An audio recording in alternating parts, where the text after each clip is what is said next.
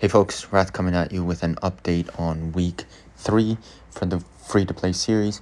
Week 3 is actually a really critical week for a number of reasons. The very first is you get double the data chips for every limited summon that you do.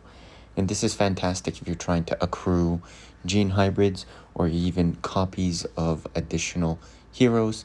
And so what I decided to do was pull 60 limiteds here to get Ampu.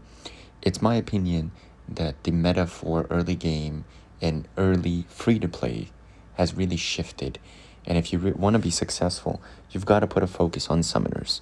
Dan, you getting him in week 2 is massive. Ampu getting him in week 3 is massive. 2 huge units that will carry you. They'll carry you in a lot of areas of the game. They'll carry you through Altar, which will get you more limiteds and allow you to bank for other areas. But also PvP, summoners are fantastic. Story mode, summoners are fantastic. Some of the new content, summoners are fantastic. And so you're getting a theme here that if you focus on summoners in the beginning, I think you actually get further along in the story than a lot of the other folks who've maybe focused on Leo early on. And I've decided to focus on Dan. So why have I decided to focus on Dan? Well, you'll notice down on the fourth evolution rather, of Daniel, you get a free copy. So that's actually massive, because if you get a free copy from the hero evolution, you use a gene hybrid from week 2, you use a gene hybrid from week 3, and I should have used the gene hybrid from week 1 technically, but I didn't. That allows you to push Daniel's evolution up all the way to legendary. Mine is only going to be legendary 0, but if I use the gene hybrid from week 1, and that's ultimately what I'd suggest to folks, is pull 80 in week 1, pull 80 limited in week 2, use both of those gene hybrids on Leo in week 3. Further to that, you'll get a free one from the hero evolution event, and you'll get another one from the elite campaign. So all of these additional copies will allow you to push Leo significantly higher than any of the other SSS that you would have gotten at this time. Sorry, Daniel at this time, not Leo.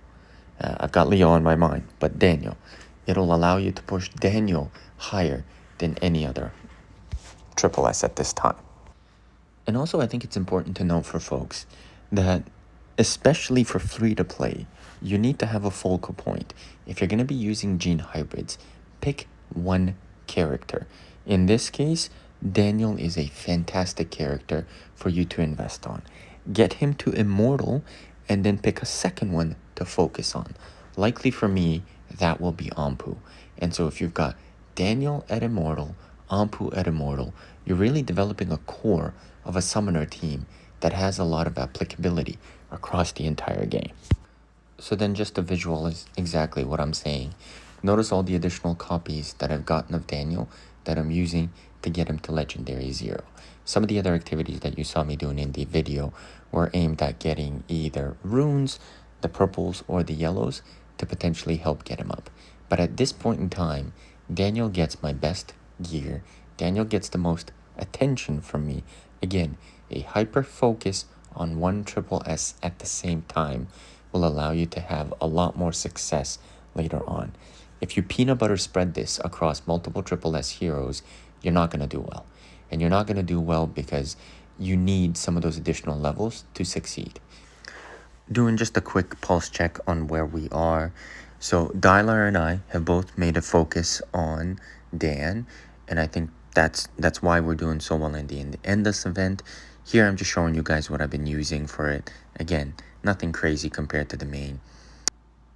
And then similarly with the Edar event, we have a little bit more flexibility, I would say, right? So Daniel being where he's at, Taylor, you can use a trick with him to teleport into the shield, so you do massive damage there. And then in terms of story, we're at 25-36. I'm really not pushing story manually. I just don't have the time at this point. For example, I drove 6 hours today. I had a work thing that I needed to take care of. Made some really good progress in Soul Mine. Made some really good progress in the Lost Valley. And on the Crimson Abyss, was able to auto level 3 fairly easily. Catch you guys on the next one.